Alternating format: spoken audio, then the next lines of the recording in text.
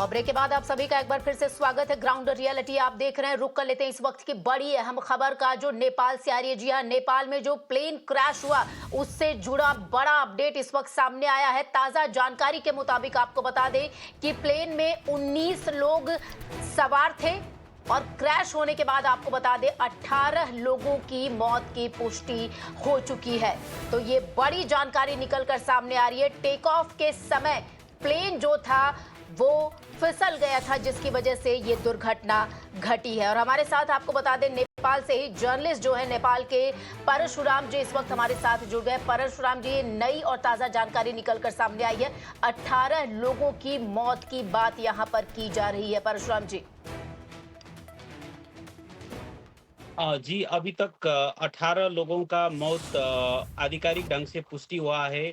तो जब जहाज़ सुबह 11 बजे काठमांडू से पोखरा की तरफ वो जाने वाला था, और जब टेक ऑफ के बाद वो उसमें गिर गया।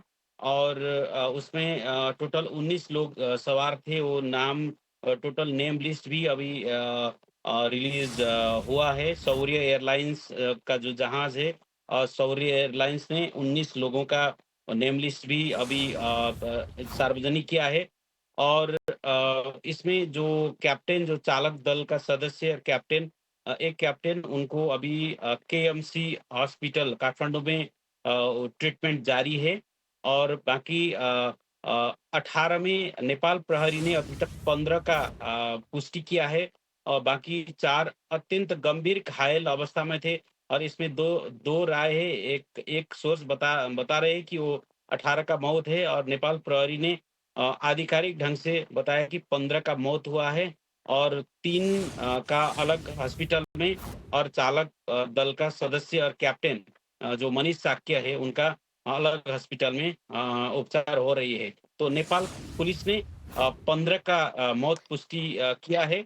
लेकिन विमानस्थल अधिकारियों ने फिर 18 लोगों का डेथ का वो पुष्टि किया है। बिल्कुल, परशुराम कापले जी नेपाल के जर्नलिस्ट हमारे साथ जुड़े थे, ताज़ा जानकारी दे रहे थे। तो आपको बता दें नेपाल में जो प्लेन क्रैश हुआ है, स्किड ऑफ हुआ यानी फिसल गया। आपको बता दें टेक ऑफ के दौरान 18 लोगों की मौत जो है वो सोर्सेस से सामने आ रही है। हालांकि जो नेपाल की पुलिस है, आपको बता दें उनके जरिए ये खबर सामने आ रही है कि 15 लोगों के मौत की पुष्टि अभी तक नेपाल पुलिस द्वारा की गई है। और साथ ही साथ आपको बता दें जो कैप्टन है उनकी हालत गंभीर बताई जा रही है। अस्पताल में उन्हें भर्ती करवाया गया है इलाज के लिए।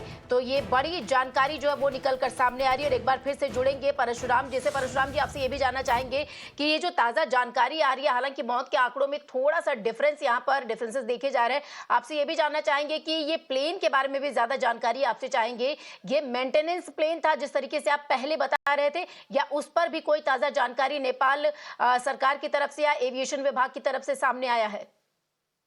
जी, इसमें भी जो है ये मेंटेनेंस के लिए वो जा रहे थे, काठमांडू से पोखरा जा रहे थे। और जो सवार था, तो अधिकांश इंजीनियर थे उसमें।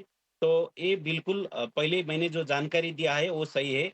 जो इससे पहले मैंने जो बताया, जो आंकड़ा जो मैंने बताया तथ्यांक, तो इसमें सिर्फ इवन जो अधिकारी हैं वो भी थोड़ा कन्फ्यूज़ थे। और अभी अधिकारियों ने अलग-अलग आंकड़ा बोल रहे थे।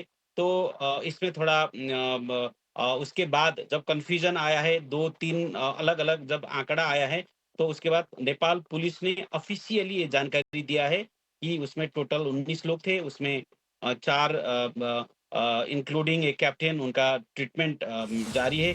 और 15 का डेड बॉडी वो मिला है। लेकिन अभी तक फिर विमानस्थल का जो अधिकारी है, वो बता रहे हैं कि मतलब उनका दावा है कि 18 लोगों का मौत हो चुके हैं, और एक कैप्टन का अभी ट्रीटमेंट जारी है। और मैं आपको ये भी बताऊं कि त्रिभुवन अंतर्राष्ट्रीय विमानस्थल जो नेपाल का जो राजधानी है, इसका एक ही हमारे इंटरनेशनल एयरपोर्ट है, वो अभी बंद है। अभी जो डोमेस्टिक जो जहाज प्लेन है, वो काठमांडू में भी यही खड़ा है। और जो बाहर से आने वाले जो इंटरनेशनल फ्लाइट्स है, वो डिफरेंट जगह में डाइवर्ट हुआ है। और वो ज़्यादा से ज़्यादा भारत का जो लखनऊ उसमें डाइवर्ट हुआ है। और अलग जो इंडिया का और भी जो इंटरनेशनल जो एयरपोर्ट से उसमें डाइवर्ट हुआ है। तो प्रारंभिक इन्वेस्टिगेशन के बाद वो फिर सुचारू होगा, ऐसी जानकारी दिया है। और अभी प्रधानमंत्री केपी शर्मा ओली जी कुछ समय के बाद वो घटनास्थल पहुंच रहे। वो जानकारी प्रधानमंत्री कार्यालय ने अभी इश्यू किया है। बिल्कुल, ये बड़ी जानकारी निकल कर सामने आ रही है। नेपाल की जो प्रधानमंत्री हैं वो अब से कुछ ही देर में घटनास्थल का दौरा करेंगे। फिलहाल जो कैप्टन है उनकी हालत गंभीर बताई जा रही है और कारण जो है, जो प्राथमिक जानकारी निकल कर सामने आई है कि टेक ऑफ, जब ये प्लेन टेक ऑफ कर रहा था उसी समय ये रनवे पर फिसल गया, जिसकी वजह से ये बड़ा हादसा हुआ। तमाम तरीके की तस्वीरें और विजुअल्स भी इस वक्त हमारे सामने आ रहे हैं, लगातार आपको हम दिखा रहे हैं। और आपसे ये भी जानना चाहेंगे कि जिस तरीके से आप डाइवर्जन की बात कर रहे थे कि अंतर्राष्ट्रीय एयरपोर्ट है, देखिए तमाम देशों के जो प्लेन है वो यहाँ पर आते हैं काठमांडू में।